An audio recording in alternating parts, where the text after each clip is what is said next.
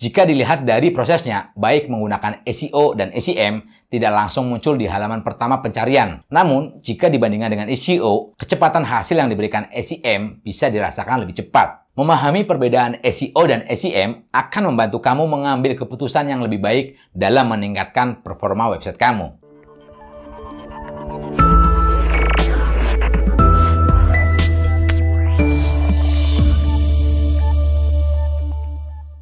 Selama ini, banyak orang yang membahas tentang apa itu SEO, tapi jarang ada yang membahas SEM secara bersamaan. Padahal, keduanya merupakan sesuatu yang penting untuk dipahami dalam dunia internet. Apalagi jika kamu adalah pelaku usaha yang memanfaatkan internet untuk digital marketing. Untuk itu, kamu perlu terlebih dahulu memahami beda SEO dan SEM dengan baik. SEO merupakan singkatan dari Search Engine Optimization, yaitu upaya mengoptimasi website untuk mendapatkan peringkat teratas di hasil pencarian. Jika posisi website kamu berada di posisi hasil pencarian terbaik di SERP, akan memungkinkan orang lain menemukan website kamu dengan mudah. Penjelasan lengkap apa itu SEO, teman-teman bisa tonton dahulu video saya tentang SEO. Di video itu, saya kupas tuntas mengenai apa itu SEO. Sementara itu, SEM atau singkatan dari Search Engine Marketing, yaitu sebuah cara mengoptimalkan website agar muncul di mesin pencari dengan memanfaatkan iklan berbayar. Dengan kata lain, dalam penerapan SEM dibutuhkan trik mengiklankan website secara tepat menggunakan berbagai metode, seperti pay per click atau PPC, dan sebagainya. Penjelasan lengkap apa itu SEM atau Search Engine Marketing juga bisa teman-teman tonton dahulu di video saya sebelumnya. Secara fungsi, keduanya memiliki persamaan. Namun secara cara kerja, keduanya memiliki perbedaan dan kelebihan serta kekurangannya masing-masing. Agar lebih jelas,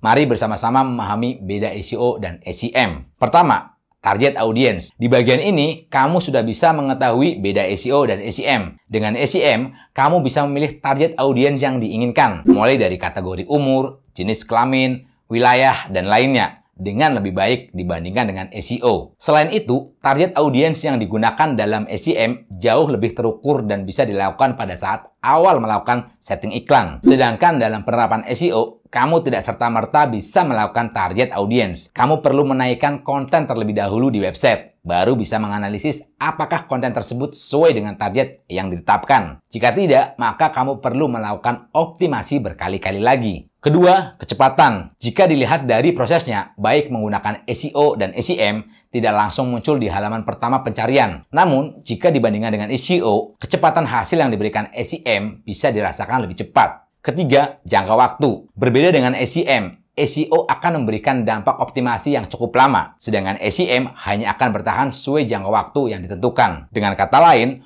durasi iklan hanya bertahan sesuai dengan jumlah biaya yang kamu bayar. Sedangkan SEO akan bertahan untuk waktu yang cukup lama sesuai dengan perkembangan yang ada.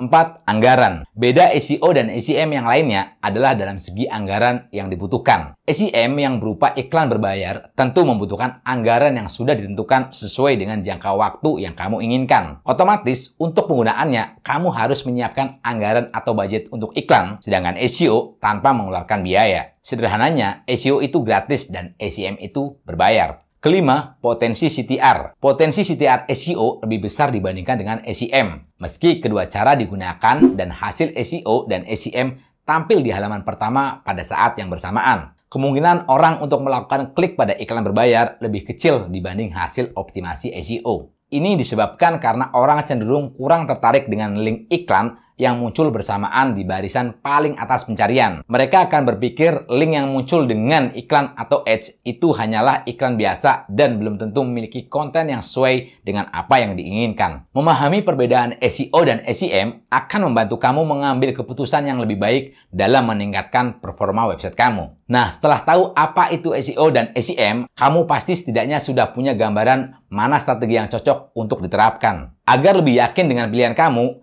saya akan berikan hal-hal yang harus dipertimbangkan sebelum akhirnya memilih mana yang cocok antara SEO dan SEM. Pertama, pertimbangkan pesaing. Sebelum kamu memutuskan untuk melawan pesaing kamu dengan SEM atau SEO, coba lihat strategi mereka, bagaimana performa mereka di hasil pencarian. Apakah mereka menggunakan SEO saja, SEM saja, atau justru keduanya. Cari tahu apa keyword mereka yang mendapatkan pencarian organik terbanyak. Selain itu, pertimbangkan juga apakah kamu bisa membuat rencana untuk merebut posisi tersebut dari mereka dengan menggunakan SEO. Bila kamu tidak yakin bisa mengalahkan pesaing melalui SEO, kamu bisa melihat keyword berbayar yang mereka gunakan gunakan. Perhatikan keyword berbayar apa yang menarik traffic ke website mereka, sehingga kamu tahu mana celah yang bisa dimasuki menggunakan SEM. Kedua, mengetahui industri yang digeluti. Apabila kamu sudah bergelut pada suatu industri dalam waktu yang cukup lama, kamu pasti sudah paham apa yang audiens inginkan. Jadi, sebaiknya kamu mulai merencanakan strategi SEO jangka panjang daripada menggunakan SEM. Namun, jika belum yakin reaksi audiens dan kompetitor, kamu bisa menggunakan SEM untuk testing sambil membuat rencana SEO jangka panjang. Dari testing ini, kamu bisa menguji ide-ide, produk, atau jasa yang ingin kamu tawarkan kepada audiens nantinya. Ketiga, pertimbangkan biaya. Sebelum memutuskan antara SEO dan SEM,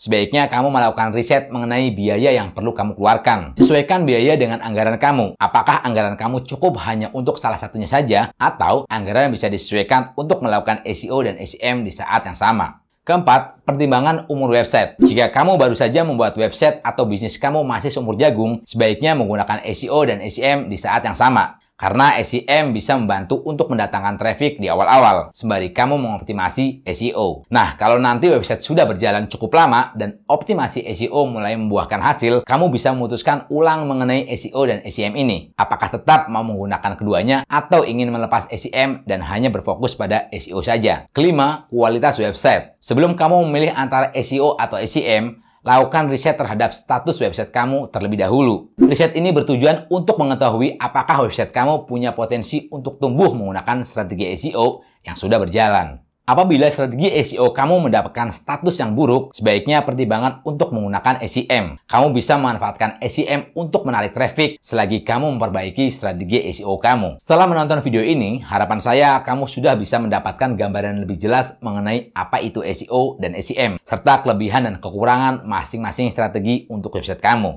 Membandingkan SEO dan SEM, lalu diharuskan untuk mengambil kesimpulan mana yang terbaik memang tidak mudah, sebab banyak faktor yang harus dipertimbangkan. Beberapa website memang hanya berfokus pada SEO, tapi tidak sedikit juga yang fokus kepada SEM. Semua tergantung dari tujuan dan keunikan website kamu. Apapun strategi yang dipilih, pastikan kamu menentukannya setelah melakukan riset mendalam dan menganalisis kelebihan dan kekurangan masing-masing. Hal terpenting sekali lagi, pastikan kamu untuk benar-benar memahami perbedaan keduanya terkait target kamu, serta bagaimana kamu mampu untuk menjalankan keduanya. Semoga video ini bisa membantu kamu menentukan mana yang terbaik, sehingga kamu tidak asal memilih SEO atau SEM. Semoga video ini bermanfaat. Sampai bertemu lagi di video selanjutnya.